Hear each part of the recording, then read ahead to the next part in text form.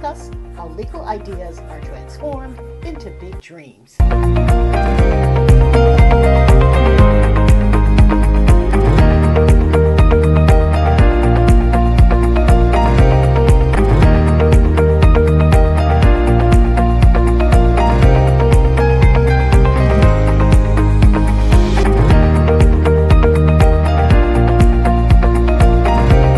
On the toolkit, and you will access a lot of resources. A lot of the information that we presented here today, there are a lot of activity sheets. So we encourage you to download some of that information. Also, there's a digital swag bag with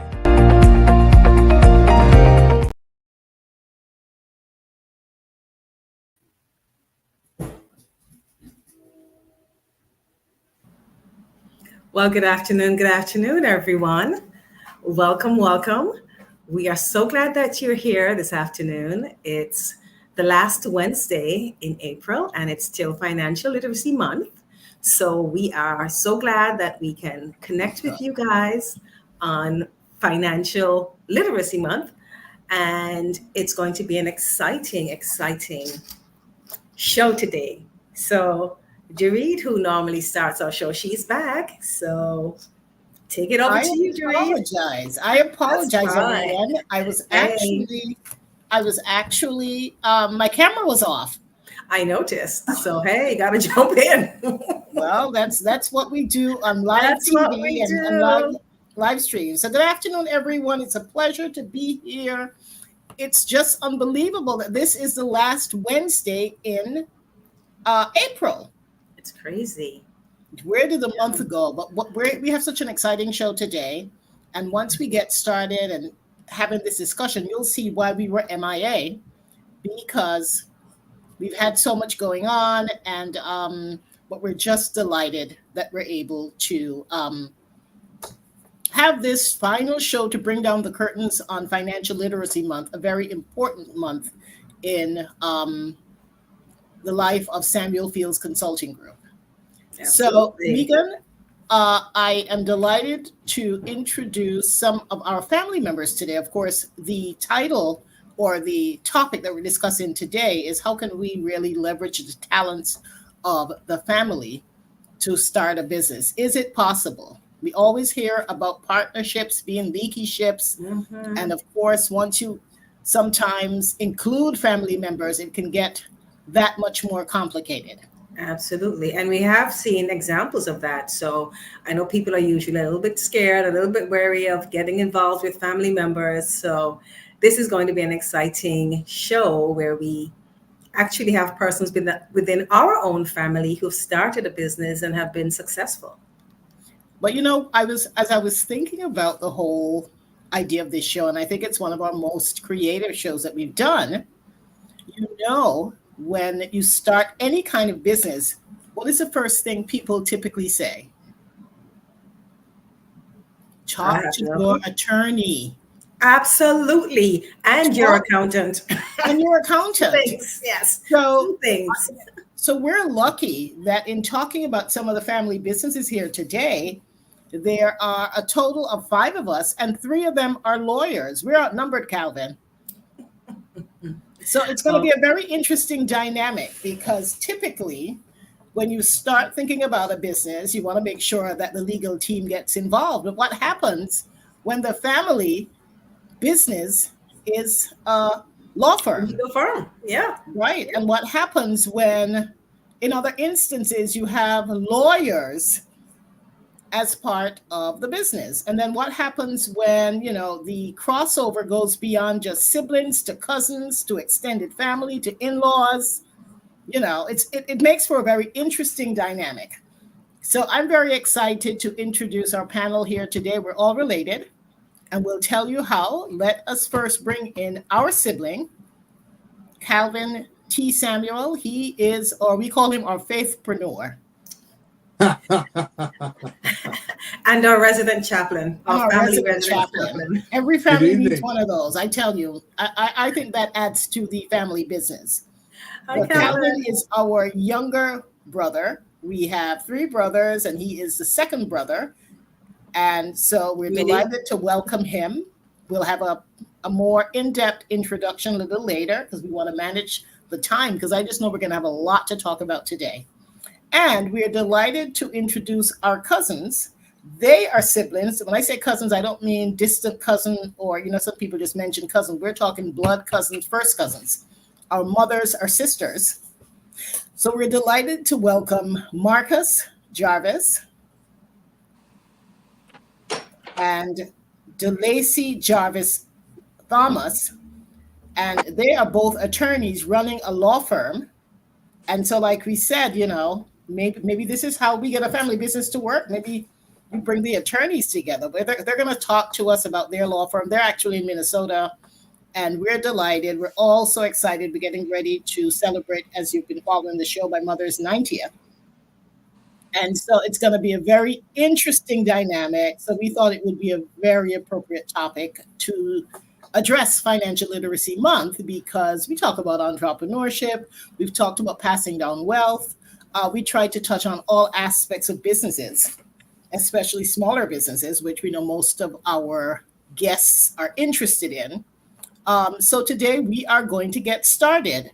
So Calvin, we'll come back to you. But let me give Marcus and DeLacy an opportunity to introduce themselves individually and also tell us a bit about their business. So, Marcus, let's start with you. You started the law firm and you've had this vision for getting all of your family members involved. And I think it's a really great concept. So, tell us a bit about your background and then how you ended up opening this law firm, which now your sister joined. And it's a great story. So, Marcus, welcome, and the floor is yours. Thank you. Thanks for having us. And my name is Marus Jarvis. Was born in Swedes, related to David, Megan, and Calvin. Their mom, who is celebrating 90 years, 90th birthday in May, is older sister to our mother, Inga Jarvis, who is, as I said, our mom. And one of our biggest fans. I'm sure she's on today. Yes. She hardly misses a show. Yes. So I started out working for Liat in Hey, yes, what's up? Okay, we gotta mute that. Okay. Yeah. Let me send you the link. Go ahead. Let me send you. You saw the. Yeah, go ahead. And worked with Liat for about 5 years, and then had the opportunity to come to the US to go to school. Went to aviation school, got degrees, certification. At the end of a 4-year stint at Embry-Riddle Aeronautical University, I got on with Northwest Airlines in Minnesota. So that's why I came to Minnesota to. So Marcus, were you the first of the family that went to Minnesota? DeLacy. Oh, okay. DeLacy, I came in 90. DeLacy came in 1988. Oh, okay. Mm-hmm. And then went through a midlife crisis, and I decided I was going to make myself more marketable. And things were going well for me at Northwest. I got paid very well. The benefits were great, but I just saw it beneficial to make myself more marketable. Mm-hmm. And because I worked the midnight shift to take care of my daughter, who was born in 92, and all you hear every night is people griping about how management is greedy. And I'm like, well, maybe I should do something for myself, and went to law school part-time at night, and took about 4 years. And so I started in 1997, graduated in 2001, took the bar twice, and then I passed the February bar, got admitted to practice law in Minnesota May 10th of 2002. So I'm celebrating my 22nd year. Wow. Kudos to you. Yes, thanks. It was a struggle at first, and I found myself doing immigration law and criminal defense. And I had to learn everything: marketing, how to add cases in church. And I stayed the course, prayed a lot. And, I don't quit easily. And here we are today. Awesome. That's amazing. Well, sorry I had to take a break, and Inger needed some help joining. So I hope we heard. We heard. We heard. Oh my gosh, I was muted? I muted you. No. Oh my goodness, I thought And it was so funny because I was just saying she's one of our greatest fans. And then oh you my were saying, goodness. I apologize. I could have sworn I muted fine, myself. Oh this my is a goodness. live show. Anything can happen. That's I'm all right. telling you, it's a It family usually show. does. So Usually does. it doesn't matter. All right. Alrighty. So So, DeLacy, you took the family on an adventure to Minnesota. I sure did. So tell us about that and your experience and how we got to where we are today. Sure. So I majored in chemistry in college. I like chemistry in high school, and so when I went to college, decided to major in chemistry, and we lived in Florida. Went to school in Florida. That's where when we first immigrated to the United States, we settled in Central Florida. But what I realized coming close to graduation from college is that Florida is very much into tourism and not so much into industrial type things that would need a chemistry degree.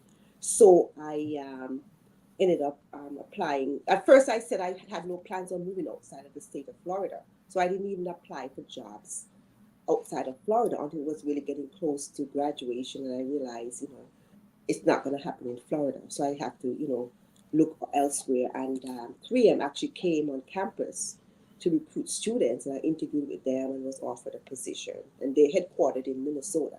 So ended up moving to Minnesota in 1988 when I finished college, and worked with them as a chemist for 21 years. And 3M is a great company and gave me an opportunity to do a lot of things and learn a lot. Even they paid for me to go back to school to do an MBA degree, and I took the opportunity.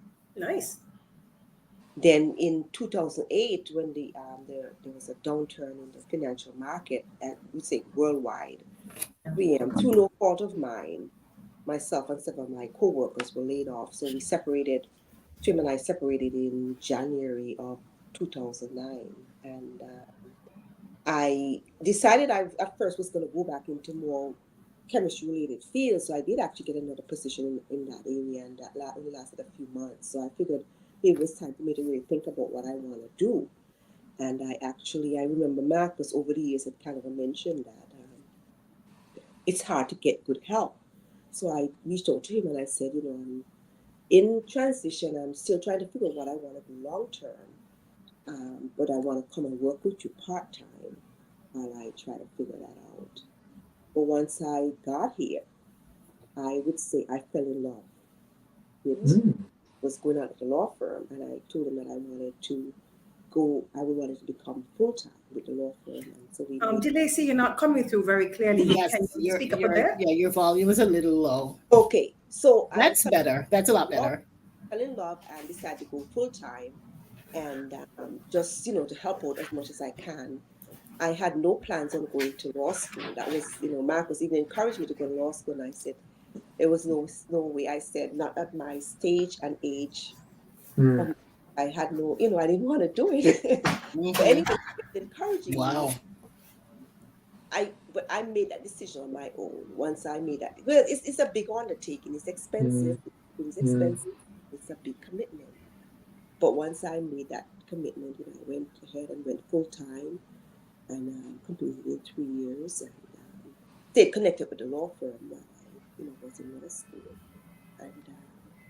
and came out and started practicing immigration law. So here we are.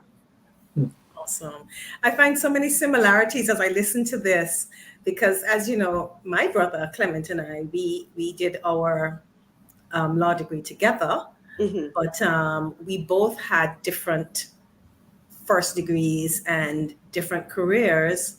And Clement was the one who encouraged me, similar to Marcus encouraging you. So I find so many similarities, except that Clement didn't come to join me, but that's another story. Well, there's still hope. There's still hope. Yes. He would tell me the same thing, not at my age and stage. Okay.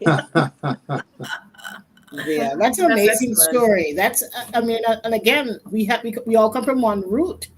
So any similarities that we have, it shouldn't shock any of us, because we all come from the same When root. Marcus said he doesn't give up, I said, my goodness, that might be a Fleming trait because mommy says that all the time. For sure. Yeah. For sure. Awesome. Well, let us move from the law firm over to Calvin. Let's hear a bit about your background, Calvin. And we don't actually work together formally, but we're currently working on a huge project. And we've consulted over the years. Yes, we have. I said formally, yes. But we're currently working on a huge project. We might as well be working. We might as well be working for each other with the amount of work and. Well, I don't know about working for each other. Gee, we work for you. Okay. let's just get that out of the way. Let's just get this straight. Okay, it's not like a partnership. Oh my goodness, we work. They work for me. Okay, let's clarify that. Y'all are trying to make me sound like a slave driver now. Listen. Okay. I was in a meeting the other day. You got to throw the whip, right?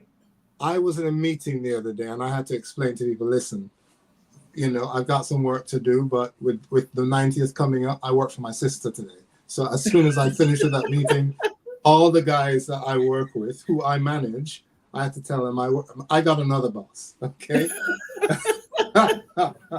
So now that's out of the way. But but it's interesting. Now that you say that, I once worked on a project like this before with a book, and my client said exactly the same thing. You're a slave driver. I never used those words. I just said I work for you. She's the reality is, I'm just saying you're the one who brought slave driver into the conversation. Okay. I never said that. Okay. Yeah, but I'm smart enough to read it. I can read the tea leaves. You don't have to tell me twice. We've said it before.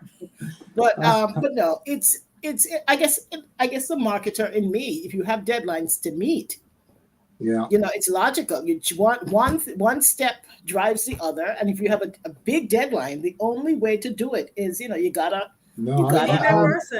I never give up in meeting a deadline. Let's put it that way. Well, so the big project that we have been working on. Yeah, so let's talk a little bit about that. So the big project, of course, is a book. Well, let's talk about you first. You didn't. Yes, let's talk about you first, and then we'll morph into that.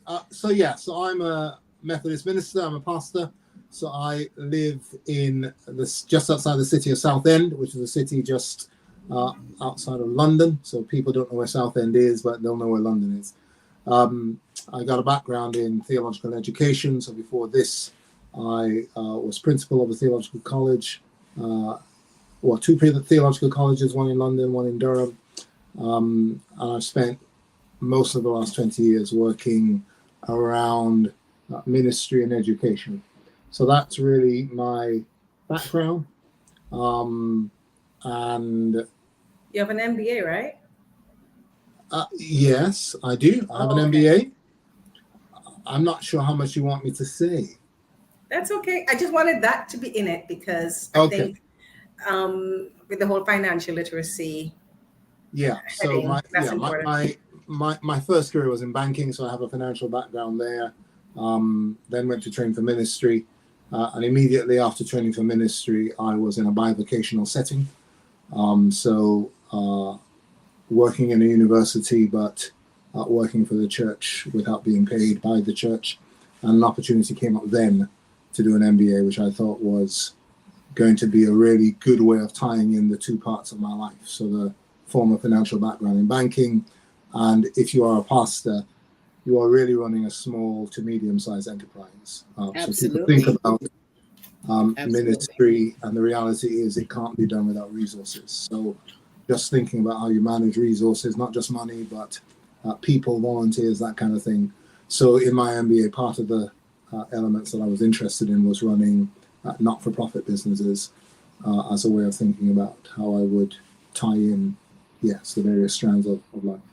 And that's been a really useful thing over the, I guess, maybe 24, 25 years now since I did it or finished it. So, yeah. So now tell us about the big project.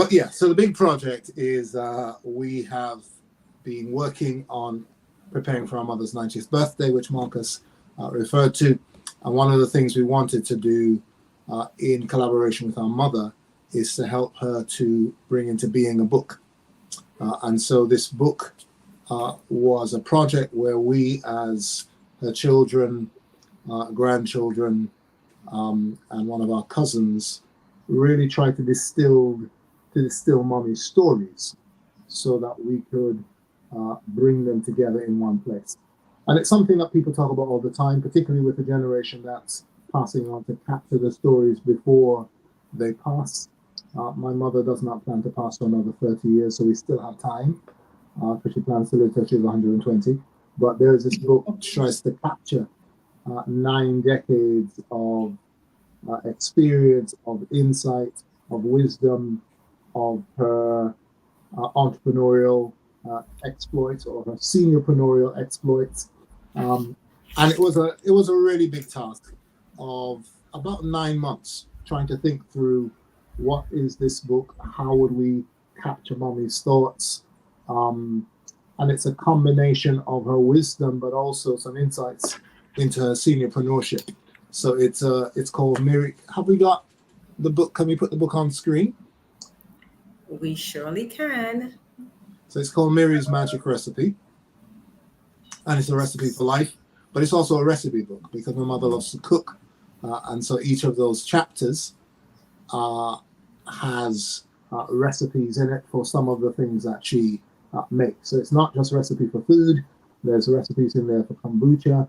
At one end, there's recipes in there for things like fudge and jams and jellies. There's stuff in there like dukana and pepper pot and Seasoned rice. Seasoned rice. Soaps and body oils. That was the other thing. And there's recipes for soap and body oils. But the key thing, there's also a recipe for life. So this is someone who has lived long and deep. And we're really excited about this book because we think it captures her voice and captures some of the recipes. And certainly for me, I'm interested in the recipes so that some of these things that we grew up eating, we now know how to cook them and they can be shared with the world. So this book is going to be coming out in only a few weeks' time. So we think it'll be ready you can buy it on Amazon or anywhere you buy good books from the 1st of May. And we're looking forward to having a book launch for the book in Antigua on the 10th of May. So yeah, really excited about it. But the big thing is getting the family to work together. And this is across different countries, different continents, different time zones, people remembering certain stories and checking them with one another, checking in with mommy. And yes, just trying to capture this so that her authentic voice comes through in the book. And so you should tell this part of the story, but being able to get mommy to look at what was produced just to make sure it was authentic. And her reaction was really, really positive, wasn't it? Do you want to say a bit more about that?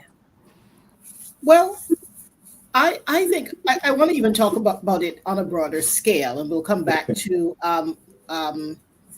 Marus Jarvis Law and talk about their vision as well. But in this case with mommy, it was, all these things. And Marcus and DeLacy, I encourage you, if you guys are considering capturing the lives of your parents, do it now while they're still active and they have all their faculties, because it can be done. It takes a lot of work. I'd be happy to help share with you the structure that we used. But what was very interesting is having all of these stories. And like Calvin says, some of us have different recollections of what happened. I remember talking to him and he had no clue what I was talking about. I mean, I'm 5 years older than him. So there are things that I can remember when he was either not even born or was too young to remember. But it's like having these pieces of fabric, all these memories and that are handed down or things you experience yourself. But it's how do you stitch them together into something that is useful? So that was a challenge. And I mean, I can't tell you the whole book, but there are things that we kind of put together in a story. So it's like we were cooking ourselves and we had all these ingredients, but how do we make it into a dish that we can serve to the public so that everyone can enjoy?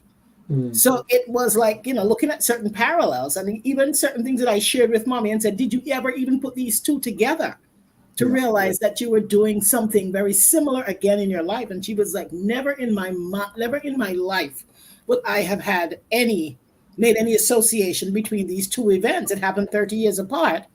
But once we were able to weave them together, we recognized, wait a minute, life kind of happens over and over. It's a repeated cycle. It may not happen precisely the same way. So mommy was totally blown away with the final Yeah. product. Of course, it's, as Calvin said, it was her voice, but our role was to bring it together and market it, cook her story. She gave us the story with all the ingredients and the pieces, and we had to find a way to process it in a way that the public can Yeah. enjoy. And if And I can, that took a lot of um, refining and arguing and disagreeing. I Oh, can remember yes. right at the beginning us having, shall we say, a robust conversation. I wasn't happy about what is the book, Oh, what exactly. You a little bit too. You wanted a structure from the structure, beginning, and yes. we were I like, was right let's just to get want one. some. Yes, but that was not the right time. I It disagree, was, but you can see yeah, us beginning to fall out here. But yeah, yeah. no, trying to work out But you know what? I think it reflects our different skill sets. We definitely. all look. We Yeah. bring different talents to the table. We look at. We've had different experiences. We've left the nest and we've gone on different paths, Yeah. different experiences, and we all bring different skill sets. We have different train. We're trained in different disciplines.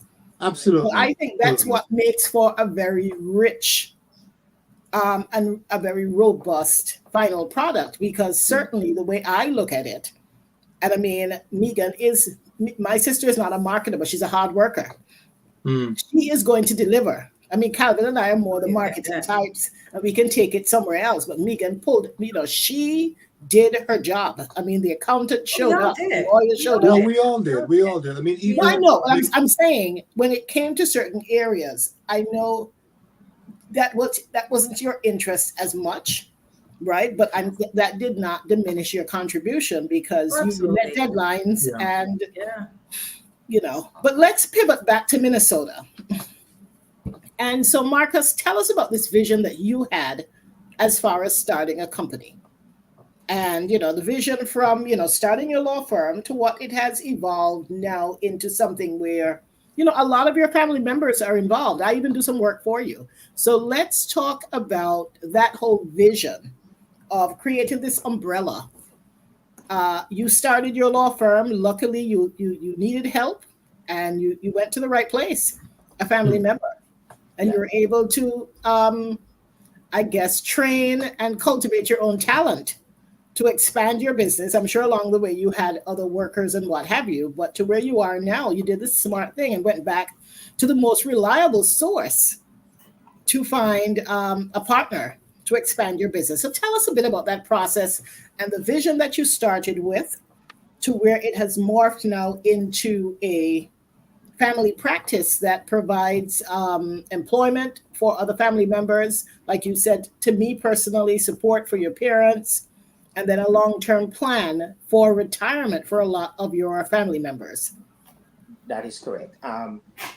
I would go back a little bit, and if you asked me, just name one thing that you did in your life that, Marcus, yeah, come into the screen a little bit. We're not seeing you totally. Get a little closer to the Lacey, if you can. okay, is that Okay, better? great. Yeah.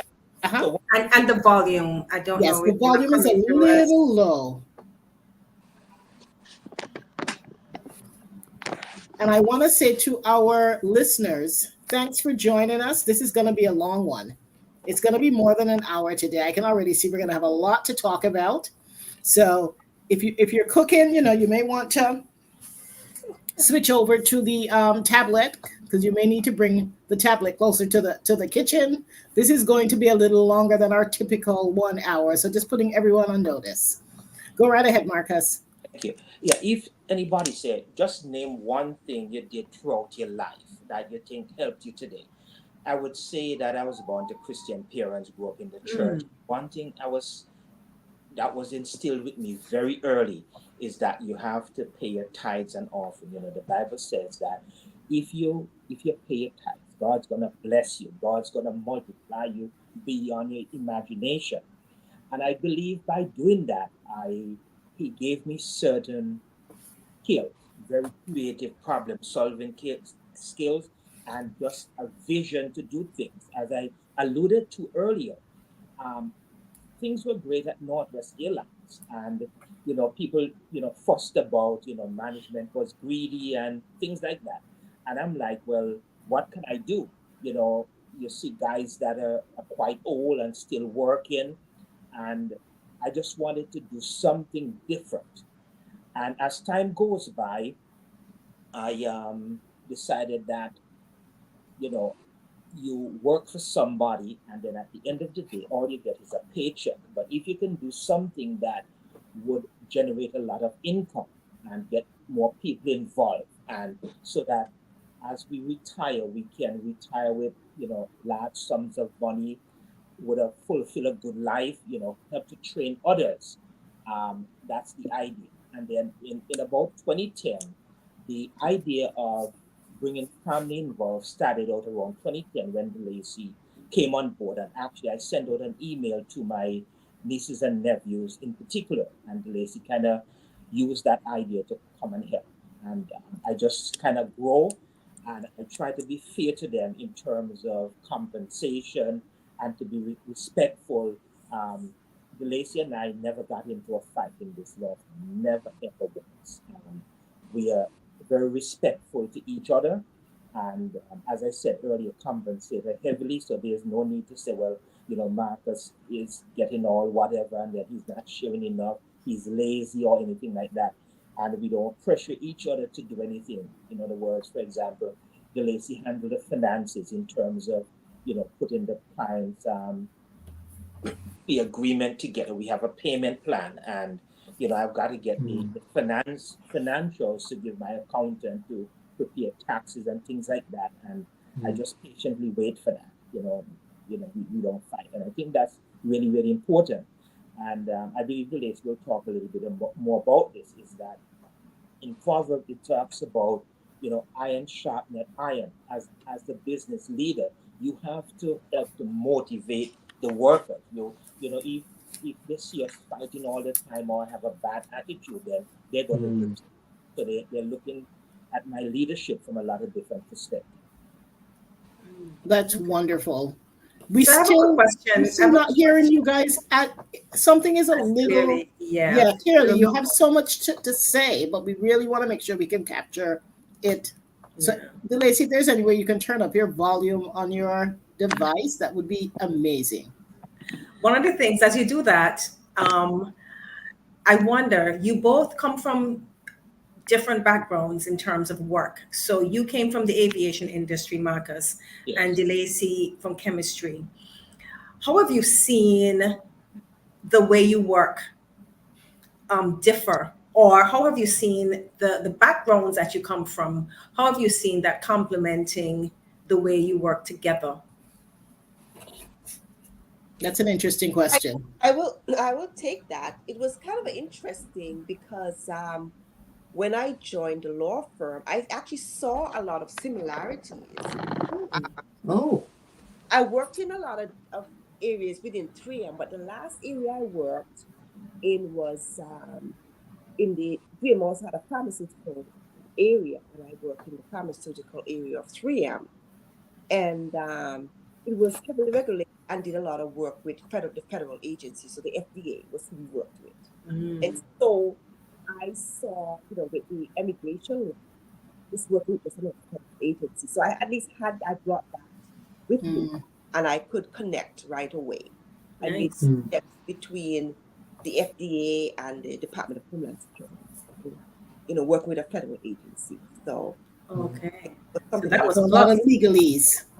Yeah, that was a plus. Yeah. Nice.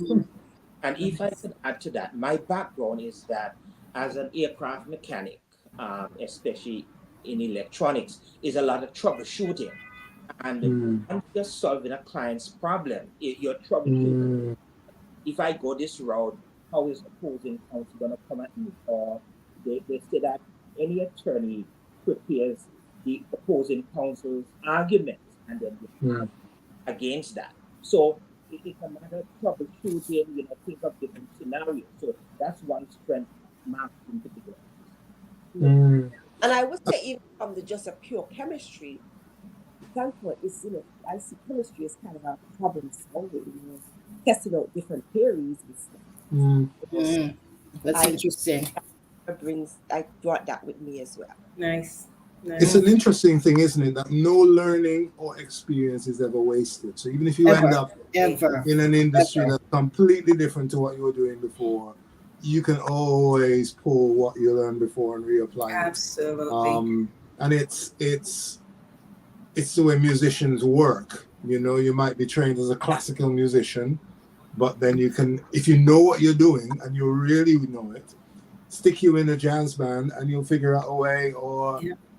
there are people doing mashups of classical music and hip hop or Afro beats or whatever, because they know what they're doing and Yeah. it just gets reapplied. So Well, that's this nice. is why college curriculums are structured the way that they are. You know, you have some core courses, regardless what your area, regardless where you specialize.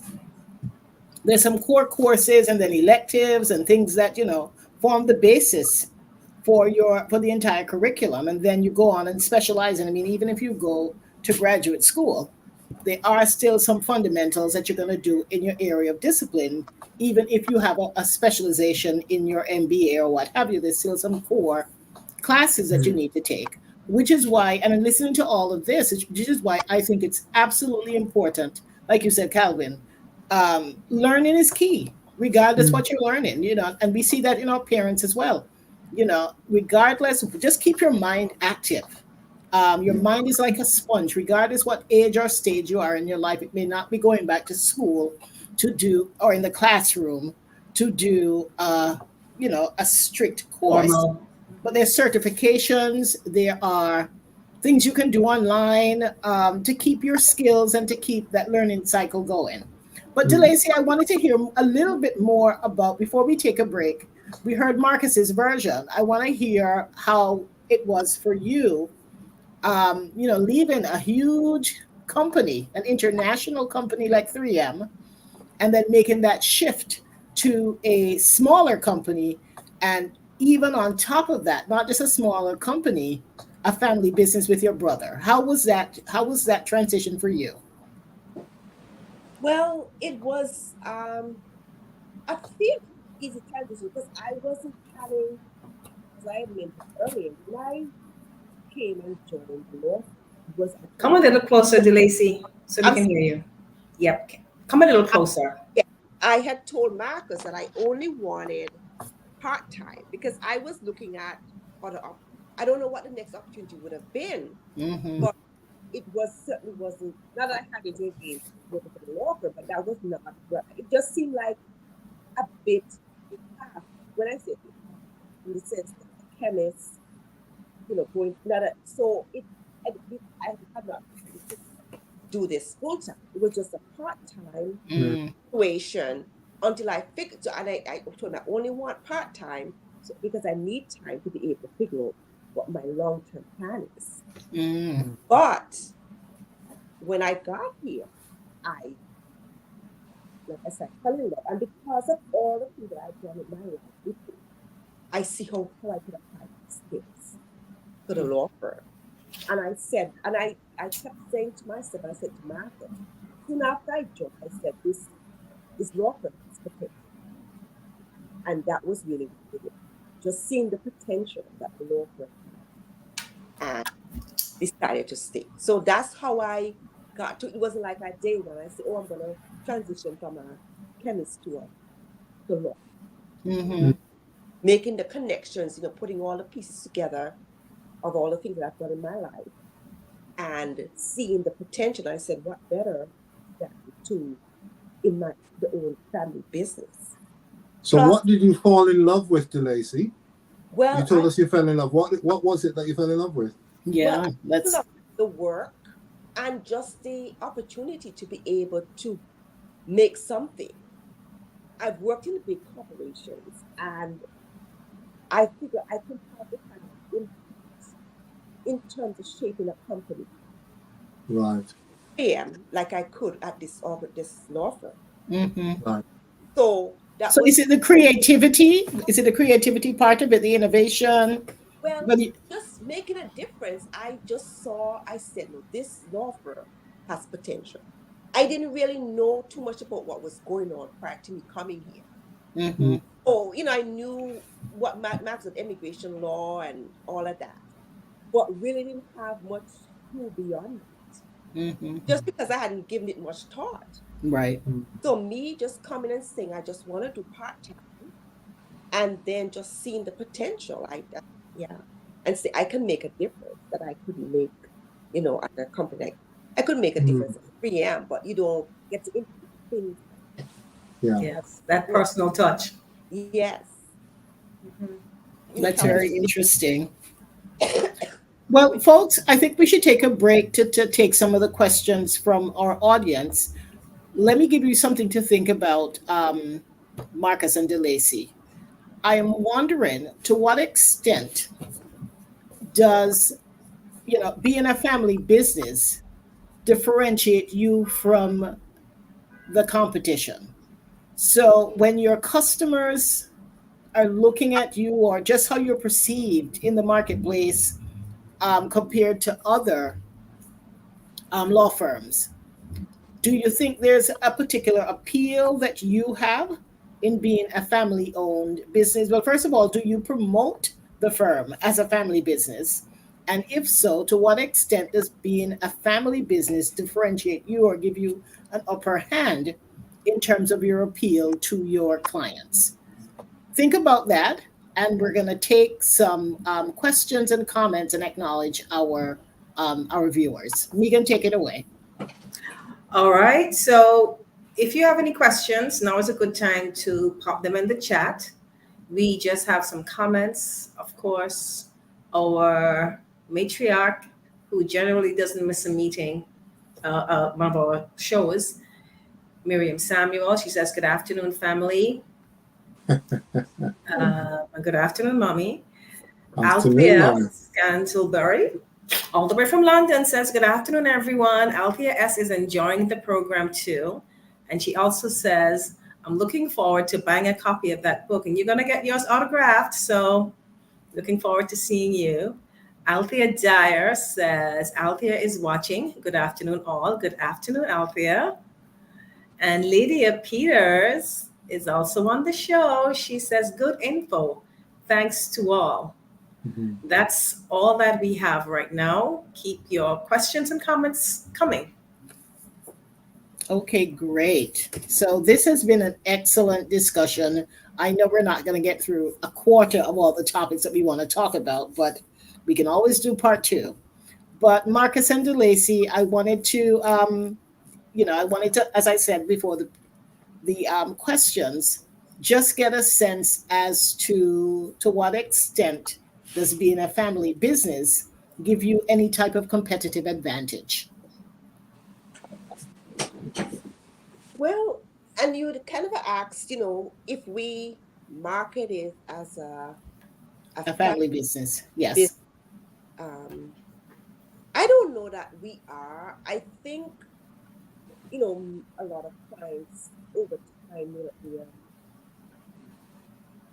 DeLacy, we're having trouble hearing you again. Okay. I think a lot of clients over time, realize that, it's a family-owned business. Um, and I'm sure it gives some advantage, some, in terms of us, they know that we're the ones making the decisions. For some clients, it's probably important that, we're the ones, if something's gone wrong, Max and I are the ones who they can go to get it solved. It's not like we have to go to someone else Mm. to Mm. resolve the issue. For some clients, that's important. So, whatever advantage that we have, that's good. But I don't think there's anything bad about it either. Losing you again. Okay. Yeah. Yeah. I think you have to speak directly into your computer. Wherever you, yeah.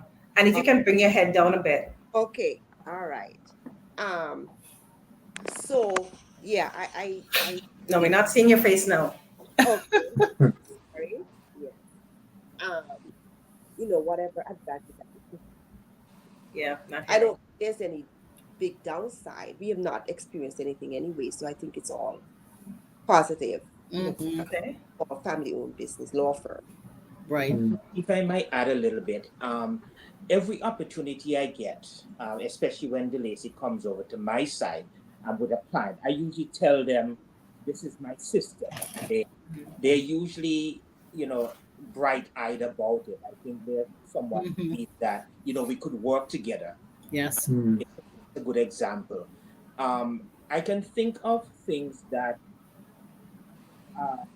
maybe rank higher than being siblings. For example, we try to put ourselves in the client's shoe and try to help them the best we can. We can't allow them to push us over, so they will do it.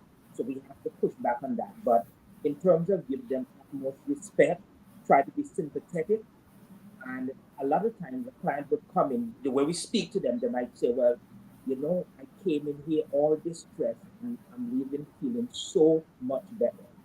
Um, Mm. I had an intake yesterday morning for an elderly lady, and she has been around for many, many years, maybe back in '09. And no attorney has ever gotten her work permit, which leads to a social security card. And I told her, "Well, I have a vision how I can solve this case. And maybe within about 60 days, it's probably more like 30, you will have a work permit and you'll have a social security card." She literally stood up and danced. Sometimes we see people come in, they said, "I've been here 15 years, 20 years, 20 something years, 30 years. And every lawyer I've been to didn't give me hope. Look at you today. You gave me a work permit. You gave me a social security card." And that means a lot to people. A lot of people have told us, "We don't care about green card. We don't care about U.S. citizen. Just give us the ability to work lawfully so we can provide for our family back home." So it's Mm. not everybody in the U.S. who really cares about those things other than the ability to work and send money. So we Mm. provide, we try to be empathetic and just be respectful. And we have to, well, me personally, pray every day because, as lawyers, once you get somebody struck, you basically can lead them along with your client. But we try not to hurt anybody. So I pray for that. God, don't let me hurt my clients and just give me the wisdom to help them get where they want to go in terms of problems. And I would say, I don't want to seem as if all we get is the work permits, but we do the green cards and the citizenship for those who want that as well. Of course, of course. But I think what I am getting is the essence of your law firm is making a difference in people's lives. And Mm. perhaps that's what attracted you, DeLacy, Yes, yes, when you said you fell in love with yes. it. Because I can see how that can, I mean, when you can see that person dancing in the office and Mhm. Mm. recognize that you've done something so important in their lives, Mhm. Yeah. it really makes what you do so much more important Yeah. Right. and In meaningful. contrast to a large organization where you hear about the first quarter earnings. Mm. Of Yes, course, your contributions are rolled up in that, but you don't ever get that kind of personal credit or Yeah, gratification yeah, for the Mm. individual work that you do. yeah. yes. Mhm. So, Marcus, I have a question for you. I know you started off with yourself, then you added DeLacy. Um, as it stands now, how many family members do you have working with you? I would say, um, even extended family. Um, I would say maybe over 10. Yeah. Over 10? Yes. Oh, that's Wow, wonderful. Over My 10. goodness. Oh that my Wow. is goodness. great. Wow. That's great. That's All right, that's a can we different shift? Can story. we shift the camera a bit to see Marcus's face a bit more? Okay. Yeah, yeah. Yeah. Over 10. That is enough. Like, who Wow. them? That Who sounds like them? a LinkedIn. That We sounds don't like a tell LinkedIn them how many article we. you done. Well, I was just going to say, I wonder if that's, I'm no marketer, so I'm going to ask this question to the marketers. Wouldn't that be a great selling point? How Well, many that's why law I asked it. firms, I yeah, how mean, many law firms have so, Wow. and this is not a forget huge law law firms. firm. Forget. I mean, how many small How many businesses small are able to businesses do have that? 10 You know. and working successfully? Because they might have Correct. 10, Yeah, Yeah. yeah, but they may yeah. not be doing well. So But Well, 10, and is you this have multiple and a lot of them are remote. generations? So managing remote yes, and remote. services with 10 Yes, people Calvin. requires, you know, a lot of coordination and a lot of understanding and a lot of just things have to work together. But I'm curious. Kudos. That's awesome. I'm curious about mentors, and you know, we are extended family. I think what I hear here today is a testament of. I mean, our grandparents would have been proud. We didn't know our Mm, grandfather, but mm, from what all of us remember from our grandmother, she was a hard working. I mm. mean, for choice of better word, she worked until she died. You Yeah. know, she worked until the minute she died. She was found, Absolutely. you know, she In her collapsed on the yard, in field her in her room. yard. Hmm. So, you know, some people, you know, I don't know that she, I mean, of course, I'm sure she had a stroke or something. I don't even remember what the diagnosis was. But she was one of those people that did not down tools until the day she died. So I'm sure a lot of that Mm. perseverance and tenacity come from somewhere. I'm just curious though, who were some of the mentors? We grew up, you know, close enough that we, you know, not necessarily in the same area, but I'm just curious as to, for you, Marcus, with this vision of bringing the whole family together. Um, and Marcus, you're not even the oldest grandchild. I always think there's something special about firstborns. Firstborns are protectors. Well, a lot of them are. But you almost sound like that wise young man, kind of like a pseudo parent, very similar to how we describe a mommy in the book, as Yeah. somebody who take, you know, that protector, that caretaker, that waymaker for everyone else. So I'm just curious as to how you got there. Is this something that you um, is this a quality that you had from childhood? And along the way, I'd like to hear about some of the mentors that helped to shape this vision that we're seeing here today. Well, thanks for the question. As I alluded to earlier, I'm a praying person. You know, I engage in devotional every morning. I ask God for wisdom and understanding. I pay my tithes because that's important for a leader. And I am the oldest grandson on our side, the oldest grand. Oh, Okay, so there's something in my theory. Okay, okay. what number are you in the pecking order of grandchildren? It, I my, Number my, two. number three. Number Okay, three. I only Okay. know one. Who's the Bridget second and one? Yvonne. yeah, Okay, Oh, okay. Okay. okay. So Okay. my theory is right, Marcus. yes, yeah. Well, if you're And going gender based. Well, there's some kind of leadership. He saw himself as a Okay. kid. I Let, think let the man speak. I want to hear what he sorry, has to sorry. say. Yes, I'm sorry. and so I kind of forgot the question now. So we talked I'm sorry. about Growing up and Yeah, mentors. yeah. and some of the people believe me, Uncle Charlesworth was a big mentor in my life. I kind of watched him, right? And I'm a firm believer. If you have to take a test, and the test specifically says you work by yourself, do not cheat, do not cheat. But other than that, everybody should be copying. In Antigua, you say you're copying, right? Cog. Everybody Yes. tagging and watching others. And sometimes you might say to yourself, if so and so can do that, humanly possible, I can do it too, right? So you Mm. tell yourself these things. So um, some of the things that Uncle Charlesworth has accomplished, right? I've accomplished about every one of them except being a politician. And maybe It's my never too late. Never too late. yeah, Just saying. yeah, thank you. My substitute for that is being an aviator. And we we That's do a different substitute, Marcus. That's like substituting rice with potatoes, man. Come on. Maybe there's some politics in it. Maybe explain that one to us. what I'm saying is that I I taught it when I got laid off from Northwest. I taught at a school called National American University for a year. So I taught the fall of '05, spring of '06, and summer of '06. And I've done a lot of volunteer work, helping people with their homework, etc. Um, I am a lawyer.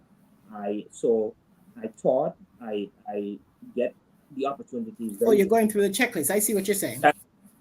very frequently to bring the word at my church. Sunday is my next time. So teacher, preacher, lawyer, like Uncle Charles were, and then he's a politician. I'm not that, but Okay, Yeah. and your substitute is aviation. Got you. Gotcha. Yeah. Okay. one thing we try to do, I've learned a long time ago, actually, it's a song from Bob Marley. Well, not so much a song, but he said that if you're going to get ahead in life, you have to help people along the way. And we do that. We know, well, I in particular know the struggles I had going to law school. Nobody wanted to share. You talk with different attorneys. I don't know. And Delacey and I have agreed that we're going to change the face of that. So every summer, even right now as we speak, we have 2 or 3 individuals putting in 2 hours, help us, put thing in files, etc. Right? Paperwork in files, attach them to the electronic file. These are interns? Well, yes, High they school. get paid. High High school. school. Yes. Okay. Okay, great. Nice. Mhm. They Right. get paid, but what we're interested in is to just make them realize that minorities can accomplish too. And we're not here to change the world's problems. We just want to do a little bit. And I don't know what that is. It could be a lot, but it's not to change the whole problem, because we figure if everybody does a little bit, it goes a great way. So we say, Right. travel along without trying to bring others with us. Mhm. None. And I like that. Yeah. Right, but I like that you in the journey you are bringing family members along, Yeah. and that in itself, historically, has come with its challenges, because families, you're gonna have your squabbles and all of that. But I really think you guys have done an excellent job Yeah. of managing all of the typical hurdles that you have along the way, and still having a very successful law firm, Thank you. and still giving back to the community. Yes. And I love the intentionality about it. So this isn't just you happen to fall into it. This is you deciding, this is what I want to do. There's something beautifully intentional about that. It's wonderful. No, I think it's a great story. Yeah. And I don't know about you guys, but maybe I'm in the parallel mode today, but I'm seeing some parallels even as I hear Marcus speak about what they're doing and what their intentions are.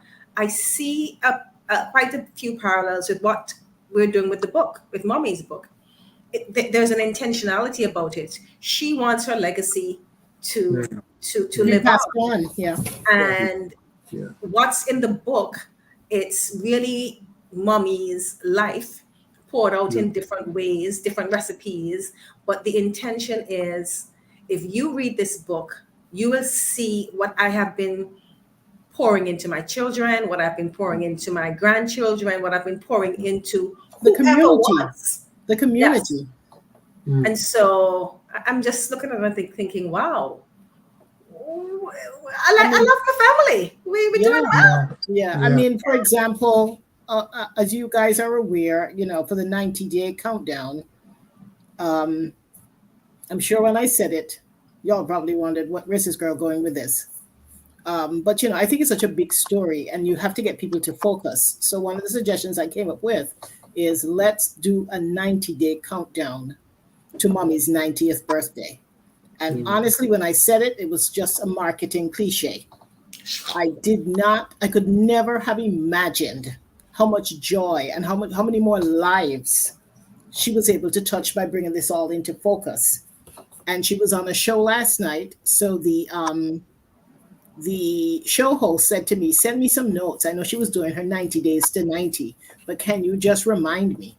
And just having to cut and paste all the things that she's done. I mean, we've added so much to the calendar that, that's way beyond where we started. And I'll just go through for everyone some of the things that she's done. And I'm so proud.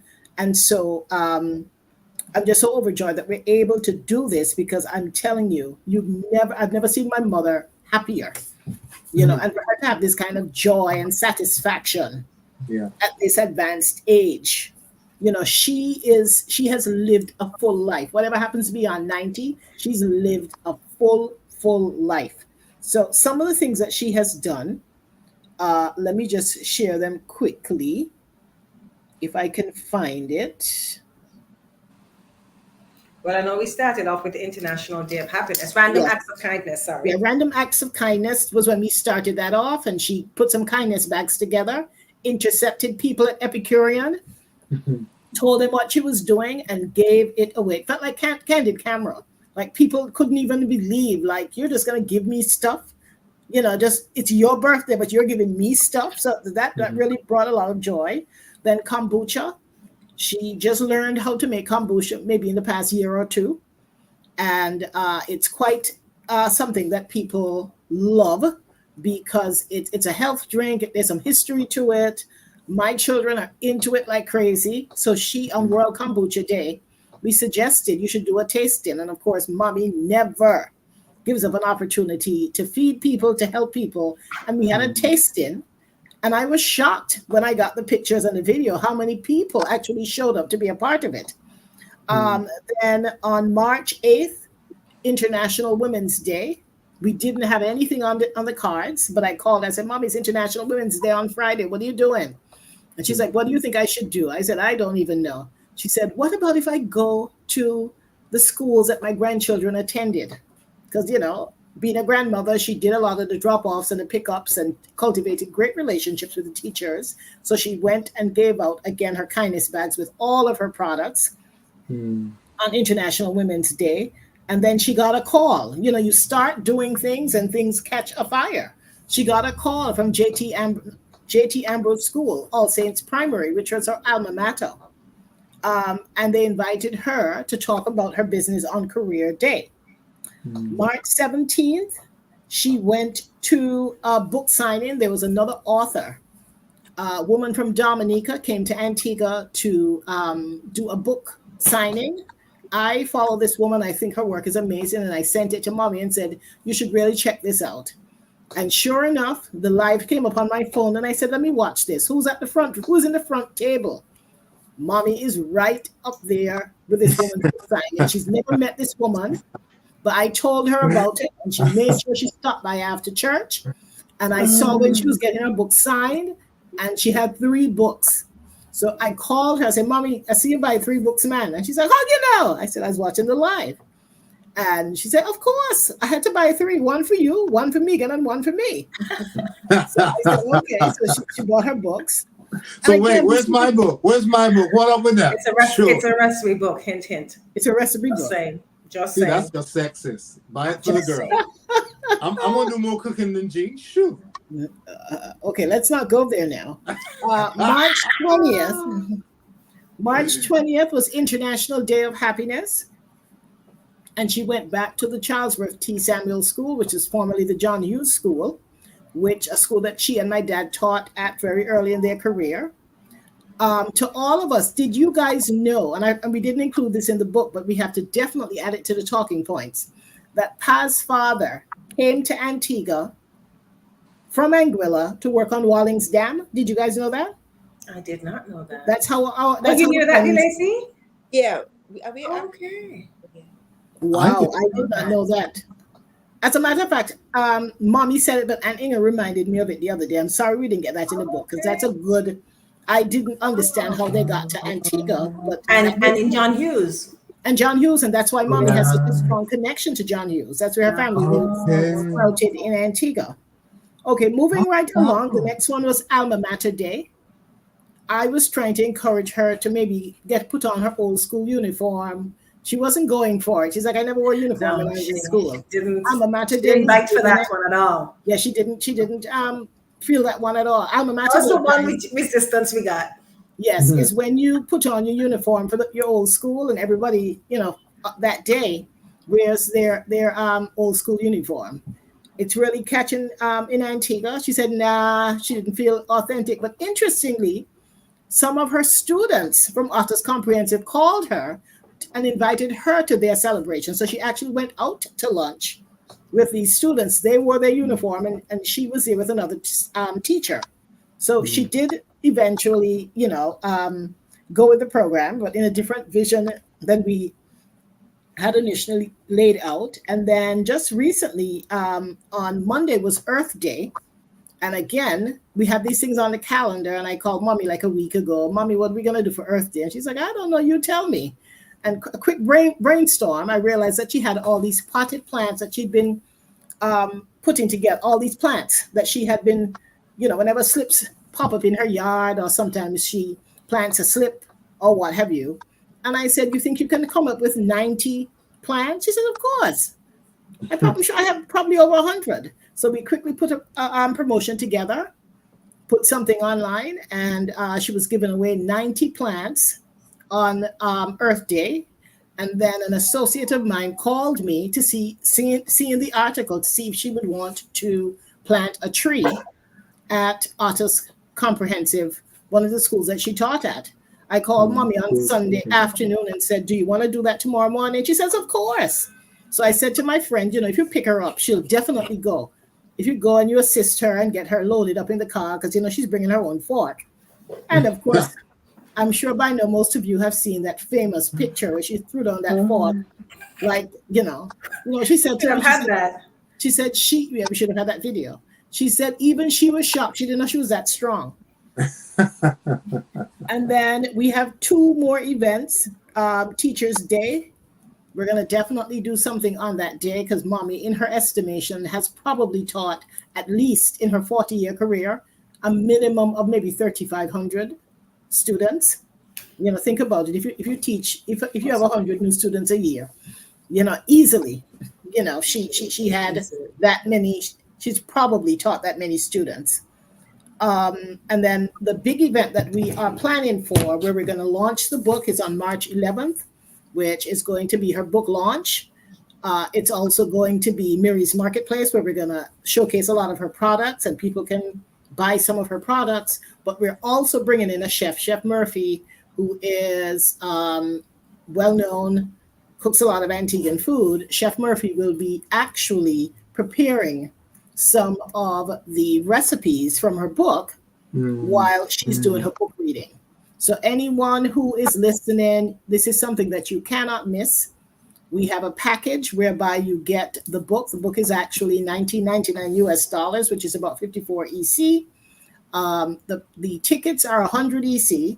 It includes the cost of the book, all of the food that Murphy's going to prepare, and there will also be a wine tasting and kombucha tasting. Yes, my mother also makes wine from lots of different fruits. Her wines are very good. A little on the sweet side if you don't like sweet wines. It may not be for you, but she definitely has a line of wine. So there's going to be a wine tasting, kombucha tasting, food, the book, and we've put it together in a package of 100 EC dollars just to make sure that we lock people in. We want to make sure that we have serious people come in. We don't want people just come in for the food. You can't, the food, you won't get the experience with only the food, because mommy's book, it has recipes to nourish the mind, the body, and the soul.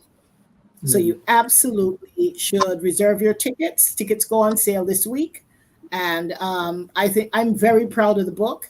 I think it really, it goes beyond our experience. And Inga, it was one of the contributors, which is Marcus and DeLacy's mother. I had a 3-hour, 4-hour conversation with her one night once we got started, and we just couldn't stop because there was just so much that she was telling me that I'd heard mommy's side of the story, some things I'd never heard. So we're very excited about all of the family coming together. We're very excited about this discussion here today. I want to pivot back to Marcus and DeLacy and their amazing story to talk about your plans for the future. Where is this? What are your plans as far as sustainability, growing this business, handing it down to the next generation? DeLacy, is your son a lawyer? What does your son do? Well, he does graphic communications, but Oh, nice. in the United States, still hope. I've been talking, even his dad has been talking about going to law school, because not that we're pressuring him, but we see the need for some of the younger generations to take over. And it does take Yes. time to produce a competent lawyer. Mhm. Yes. He's got a 4-year degree, so you at least have that base that you have to have in the US anyway. You have to have a baseline 4-year degree. It doesn't matter what it is. I mean, some Mhm. in law school they would say even if it's in basket weaving, Mm. just a 4-year degree, and Right. then you do 3 years of law school. But then Mhm. the real learning to be a lawyer doesn't really happen until you actually get that law. They teach you a lot in law school, Absolutely. but it's that Mm. The job once experience. you have that law degree is really when you can, earn your chops as a lawyer. So we would love for some of the younger generations to consider becoming lawyers. There is a lot of Mm. friends who have 20 grandchildren, I think probably 6 great grands, and all of that. Plus, there are other extended family members who Right. How many have grandchildren did you say? 20. 20. Okay. Yeah. Mhm. So there's there's opportunities for them Hmm. extended family members. But yeah, there is that's one of the things that we're very mindful of is that Right. The succession plans. yes, Mhm. yeah. Hmm. Mm. And it's gonna take a while. For Yeah. sure. I mean, even bringing this together didn't happen overnight. Yes. So where you are took a lot of evolving, and I'm sure the next stages will require the same kind of thoughtful, deliberate planning Yes. Mm. to make sure that the business can go on. Yes. Marcus, how about you? What is your vision for this whole family enterprise going forward? Well, it's my hope that it would, continue for many generations to come. And we're not just focusing on Mm. our children, nieces, and nephews, it would depend on your perspective. Any family member who expresses strong interest, we're ready to encourage them, to train them, etc. I'm still working on my kids, and I may have some stepkids that I'm going to be working on, and so that the firm could be generationally scoped. I want, and maybe 100 years down the road, when history will say my um, great aunt and great uncle or my great great grandparents, stand firm. So I think that's very, very possible. Mm. Loving, leading, legacy. Love, Mhm. yes, yes. You are definitely family. You definitely claiming your branch with that kind of mindset because Absolutely. that's exactly Yeah. what your aunt is all about. About keeping growing a legacy and ensuring that everybody can benefit. Yeah. Yeah. Yeah. Something about generosity runs deep. Yes, So for Yes. sure, um, for Yes. I sure. That's hadn't, what I we're hadn't, hearing here. yeah, I hadn't quite tied together when you were talking about all the things mommy's been doing for the 90 days till 90, how much of it was around generosity, how much of it was around mommy giving stuff away. And it's only when you list them right one after the other, you get to see how much that is. And I hear exactly the same thing when Marcus talks about the vision of the law company, that Hmm. the first thing we ask this man, what's your vision? And he says, well, let's talk about tithing. You know what I mean? Yeah, Yeah, no, exactly. that's powerful. Exactly. That's That is Very powerful. not where I powerful. That's very expected powerful. you. I'm a pastor. That's not where I expected you to go. I saw your face. I You saw know your what face, I Calvin. mean? Wow. No, that was very powerful to me because I was like, Right? wow, I wasn't Right? expecting that. So that's the first thing you talk about. And Yeah. then you go on to talk about, calling people, writing to people saying, look, I want to do this thing. So there's something really powerful about this idea of uh, an open-handedness. Yes. Yes. And one of the myriadisms in the book is, yeah, if your hand is closed, you can't receive any blessing. Right. And so there's something about an open-handedness that just enables blessing, not just for you, but for the people around you, and you're part of that whole blessing. So there's something really beautiful. And I don't know what they put in that Fleming water back in the day, but generations down the road, there's something still Yeah. playing out. So it's really powerful, I love really it. powerful. I love it. Well, let me just quickly run through for the benefit of our listeners, and I think a lot of the topics came up here today. What we did, just to give you some background as to the structure of the book, we sat down and we brainstormed on 9 key ingredients, as we call them, 9 qualities that And let's embody just be mommy's life. clear. we had to distill it down to 9 because there were Yes. many. You remember? Yes, We had to all that's vote. I was very frustrated at that point because it wasn't going anywhere. I'm a get to work kind of person. That part of the process doesn't excite me at all. But no, But that was good for me. I had a table. Yeah. And you had to. Yes. That was I- Megan's I process did- with her Excel spreadsheets and all this. yes, business. yes. And I checked out at that point. I was just like, just give me the 9. I'm done. So, but here's what we came up with, and I'll go through them quickly because I think a lot of what we discuss here today really shows that we are indeed family and we have a lot in common. First was entrepreneurship. Unleash your dreams and start building your empire. Chapter 2 is inspire a community by believing in yourself. We heard that here today. Yeah. Once a teacher, forever a motivator and waymaker. Yep. 4 is grow your garden to multiply knowledge and resilience. And we didn't even touch the garden because we are family history. We love grown. We love grown. 5 is transform lives through faith, hope, and hospitality. We definitely have that Christian and that church rooting. Generosity, we heard that a lot today. Love to give and give with love. 7 is replenish your mind and keep reinventing your soul. Oh my goodness. That definitely is a story that we all share among all of us. Embrace life with boundless energy and enthusiasm. I think, again, all of us have had to reinvent ourselves and, graduate school and higher learning and, just figuring life out and grasping opportunities. Build a legacy on a foundation of love, lessons, and leadership. And I think that is where we all are now. All of us here are getting to that stage where we're thinking about, the next. We've already begun to think about, the next steps, the next generation, how we can pass on our talents, and everything else to the next generation.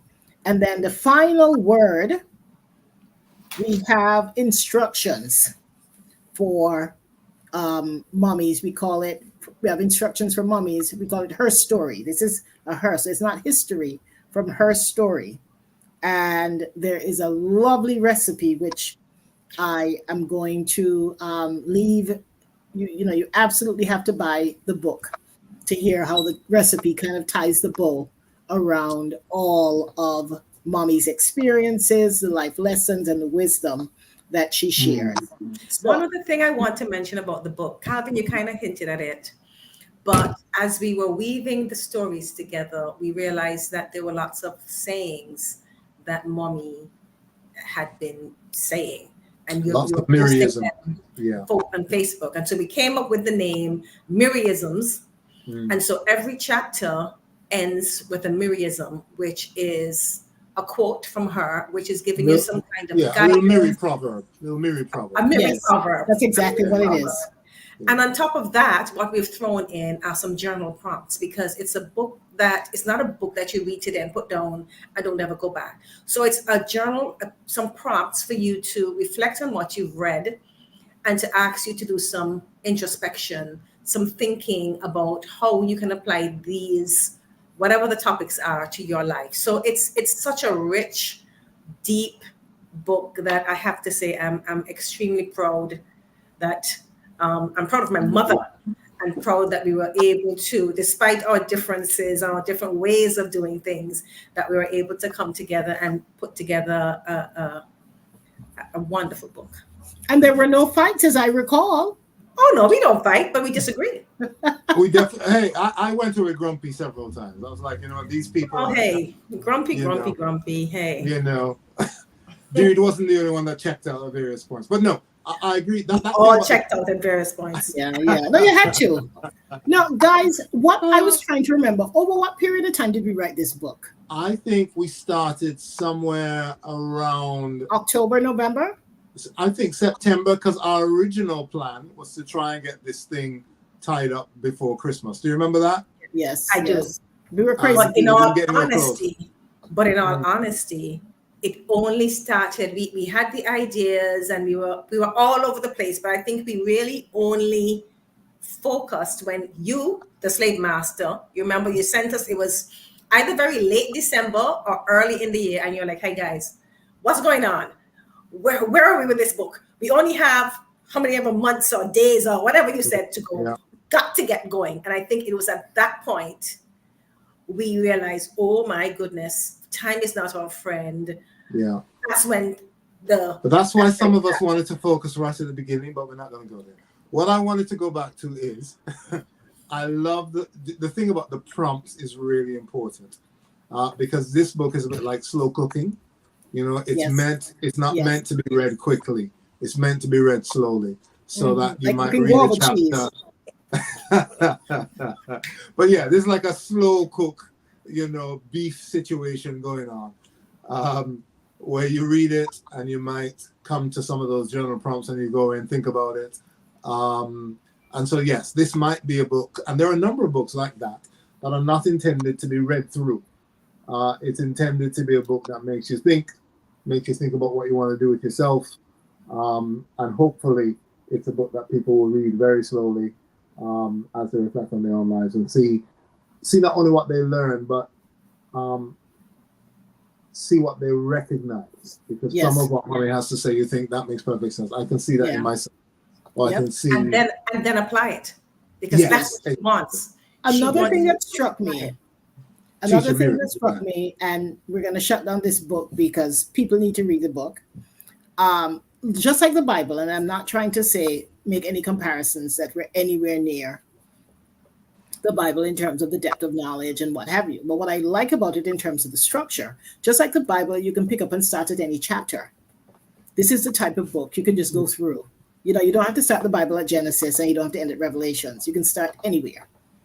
And so it's one of those motivational books that you can pick up, whatever you're feeling at the moment, whatever your fancy is. You don't even have to start at the beginning, right? You can go to any one of these chapters and find words of wisdom, find some motivation, find some comfort, find some history. It's just that kind of book. So it's not chronological, but it's based more on, we call them ingredients for life, and whatever you need at any given point. And yet, like the Bible, there is also a chronology in it. So if you want to piece together her story, exactly, it does help to start from the beginning. And one of the things I liked was, and I didn't know this until we started putting together the stories, was how much of 20th century history Mommy lived through. So if you think about 90 years, right, you're going back to the second, let me get this World right. War. Yeah, World War to the World War. But she was born in the Great Depression. Yeah.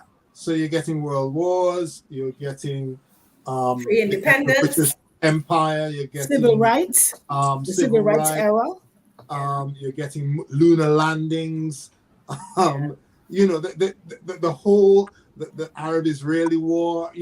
All the big kind of geopolitical things that happen in our world that shape it to become the world we recognize now happens in our parents' lifetime.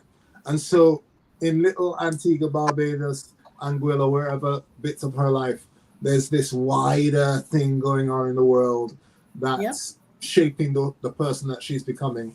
And some of that you kind of know before, but it's only when you begin to hear the stories and piece them together and figure out, okay, what else was going on at the time? So at the point at which they're landing in Barbados, Martin Luther King is being assassinated, or, that kind of thing. It's a really fascinating. I need to buy the book, Calvin. Yeah. But no, for me, it's just been she's lived through a century, or the better part of a century. That's been. Yep.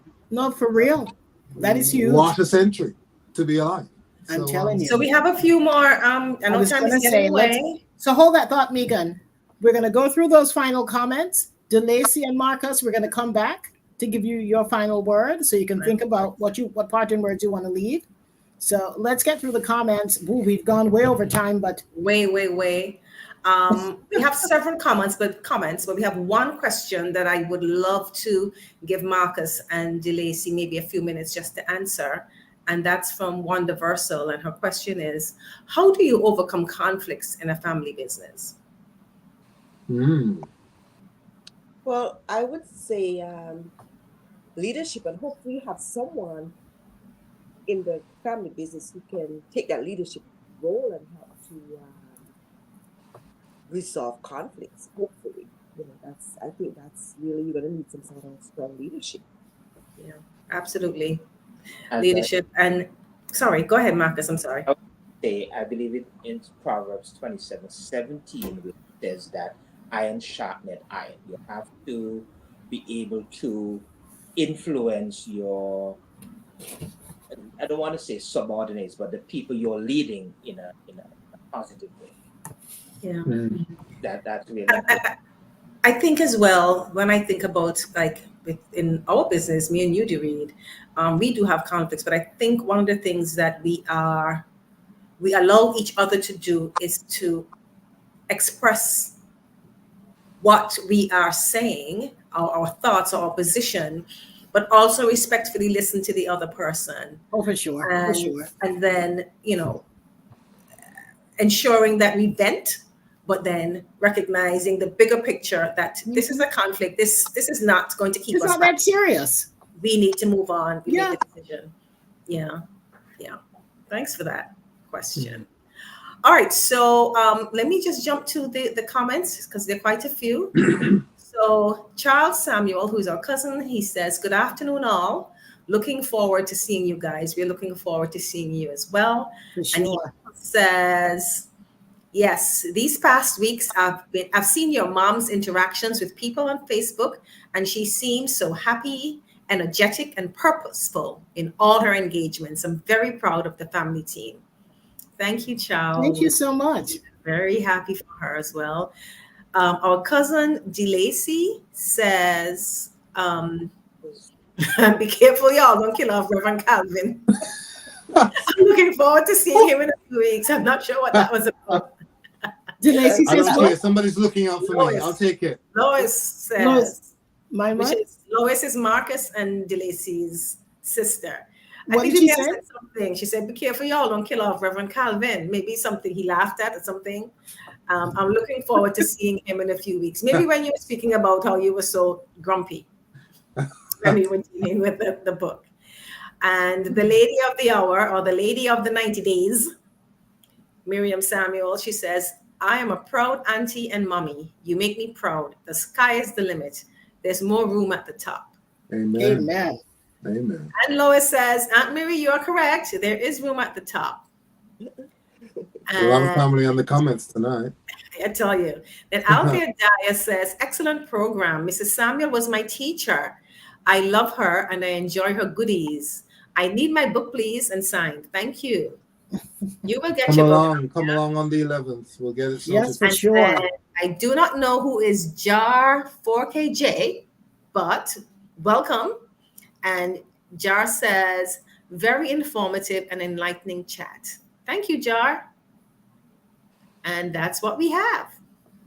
Fantastic. What a great show. When we Excellent come up with show. these ideas, I am usually the ideas person, but this one has gone way beyond what my expectations were. I just thought, listen, we're launching this book. We're into family. I'm doing some work for Oh, John partners. 4KJ is Kingsley. It's another sibling. Oh, wow. Hey! Oh, wow. Wow. Okay, Hey, great. Kingsley. Great. Hey, Jar 4. That must be a plane. Yeah, I just thought, we've been so immersed in mommy's book, the family connections and what have you. I thought it would be a great idea to get us on, not even thinking about parallels and, similarities, that we're all joined by the same root. But I just thought, every week the challenge is mine to come up with a different topic. It's Financial Literacy Month, and we could not let Financial Literacy Month, which is usually one of our most active months. We usually have so much going on, but I could not let the month go by without at least doing one show. And I kind of thought, okay, if we're going to do one show, let it be a super show. But this was super, super, super sensational. Super duper. It really, I think we're on to something. Interestingly, I think we should probably try to, I don't know if there's a Fleming's chat for the grandchildren. I know we have one on the Samuels, but I think we should definitely consider, broadening it, because who knows what's going on with some of the other branches. I mean, I'm in touch with the other cousins, but you just never know. And some cousins, some of the younger ones, I don't even know them, like Uncle Elliot's kids. I don't even know past Carrie. I don't even know the others. Will? Oh no, Will is before Carrie. Yeah. Yeah. So, just based on this conversation here today, it may be something we want to consider, because trust me, the Hezites chat, the one with the Samuels, it is hilarious. It is, I mean, I really enjoy hanging with my cousins. So it's something that perhaps we can ignite when we all, go down for the 90th. But Marcus and DeLacy, it was such a pleasure having both of you. And, of course, the time is never enough on this show. And then it's, trying to run two parallel stories. It's probably like a tough law case. I don't know. But let's give you guys a few minutes to give your parting words. And, congratulations on all that you're doing. And I greatly admire your compassion and your generosity and your commitment to not just the family, but your community. I mean, that is definitely, I tried to admit the leadership part of it. I kind of think once you're first and second born kind of kids, you almost are born with that. Where we were raised, you almost have an extra responsibility. This might be a different conversation, but DeLacy and Calvin and Megan, who are more the middle-ish ones, would have a different take on that, but different conversation. Totally. I wasn't gonna say nothing. But I could let it pass. Yeah. Moving on. Marcus, can you tell him don't hate? We're not hating, we're just saying different perspective. But hey, because I think the middle people, we are the ones that keep everything together. We keep everything together. Yeah, but parents don't burden you with the same things we get burdened with. We just keep. That's why we do a different job. Okay. But we agree. Marcus, we agree, right? Yeah. Yeah, we agree. We all have our role, but like I said, when you're number one or number two, especially if you like mommy, I'm first girl, there are certain responsibilities that Megan, you knew. I went to them took the fall. Let's just move this along. Yeah. Let's just Okay. Back to Marcus and to Lacey. Yeah, well, thanks to both of you, Dewey and Megan, for having us on this program and for the the discussion and everything. A lot has been said, and I look forward to celebrating with the entire family, whoever is able to attend on maybe celebration in probably a little over 2 weeks. I'm really looking forward. It is. Yeah. I would say we have a beautiful family all around. And I would say let's bear each other up in prayer. Prayer is really important, and I believe it's in James. I could be wrong. James 4 chapter verse 1 says the latter portion you should ask of God. A lot of people don't get because they don't. Let's ask and bear each other up in prayer. Yeah. And I just want to say thank you so much. Yeah, Calvin, any parting words from you? They see us every week. Get you. They probably won't see you for another couple of months. No, I'm just glad to be here. I'm delighted to be here with these guys. I mean, I knew a little bit of that story, but to be able to hear it and then to hear the parallels has been for me a tremendous blessing. So I'm just glad to be in the room with such elevated guests as Marcus and DeLacy have been today. Yeah. Thank you. Yeah. You've been awesome. You've been awesome. You guys Thank have you all so been much. Awesome.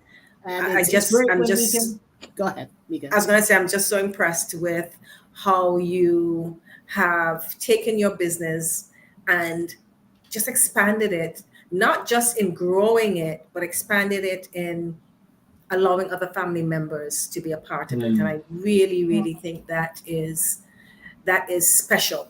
That is very special. Hmm. Agreed. Yep. And I want to end by saying, we invite all types of guests. We've had a cross section of guests on our show, but the most special episodes to me, or most of them, are typically when we can bring family members. We've had a lot of that, but I think today was quite unexpected for me.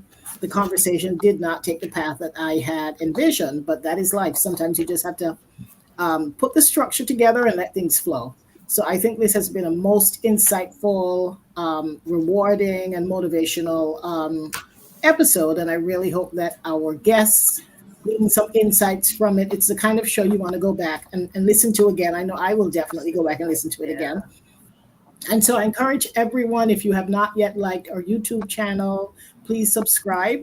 We have really great content. I'm shocked when I go back and I see how many videos we have. We've been doing this for what, 2 years, Mika? 2 years. 2 years, and we started out weekly. Of course, we can't keep up with that kind of commitment, but we try to do at least maybe 1 to 2 shows every month. And I think we are just about, this may be our 200th video, or somewhere thereabouts. So there are lots of great conversations. I go back very often, and I always get some nuggets and some inspiration from these shows. So share the link.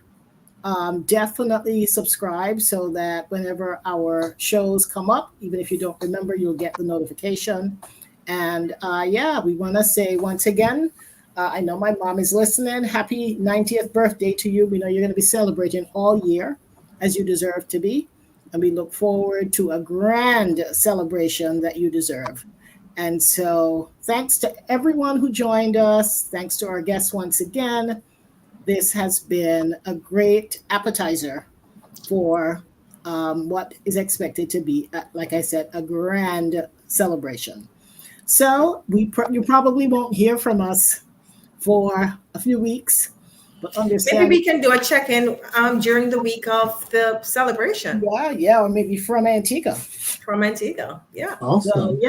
So but if you don't hear from us, know that we are working on our big family project with the extended family and friends, and we will have lots of stories and shows based on that celebration to report. I know we definitely want to come back to maybe dissect the book. So I'm thinking maybe we'll bring back some family members, cast the net a little wider, and invite Lois, invite maybe Aunt Inger and Mommy, and maybe other siblings too. And other siblings. And before I forget, DeLacy, that information that you gave me blew me away. DeLacy sent me a note one day that I'm still trying to recover from, where she said to me that her mom mentioned that she believes that the Fleming siblings have set a record because they are a total of 8. One passed away a few years ago. But of the remaining siblings, Mommy is now the oldest. She's 90, and the youngest is 76. So, immediately I pulled up my calculator to try to estimate what the age was. I think my accountant actually went in and gave me a specific number of 500. Yes, 580 years combined. I did some research. There is no record for 7 siblings. I couldn't find one. Maybe no one has ever reported it. But I did find one where 6 sisters had a combined age of, I think, 570 years. So, I am going to write to the Guinness World Book of Records. Somebody already sent me the form. I just need the ages, Mika, and so you can send me that. But it's worth exploring. Of course. We may not have the record, but I think it's something special. So I'm definitely writing an article. That's a part of the story. Because I think that is so special. I mean, to have that many years under their, sibling, what did we call it? A sibling connection or sibling strength? I forgot what we called it. But we definitely mentioned it. Fleming something. Yeah, we definitely mentioned it in the acknowledgments because I think that is so special that you still have 7 surviving siblings who are way past the 70 years that God has promised us. So our family is really, really, really blessed. So I can see us coming back post the 90th anniversary to really have some discussions, dissecting the book, just shedding light more on our history and sharing with other families what we have. And I So think several of them are going to be in Antigua. Yes, yes. yes. Yeah. So I think So we want to it's recognize worthy. them. No, it's definitely worth. Maybe we can get them into a radio studio or something. Ooh. That look at All right, let me leave it there. Yeah. We gotta go, folks. We gotta go. It's Folks, been real. thank you Thank so you much. so We'll see you much. soon, and thanks for all your Take support. care. Bye, Take everyone. care. Thanks, Bye, Marcus. Thanks, everyone. Stacey. Take Thanks, care, guys. Calvin. Bye-bye. Good Okay. one. All right. Bye.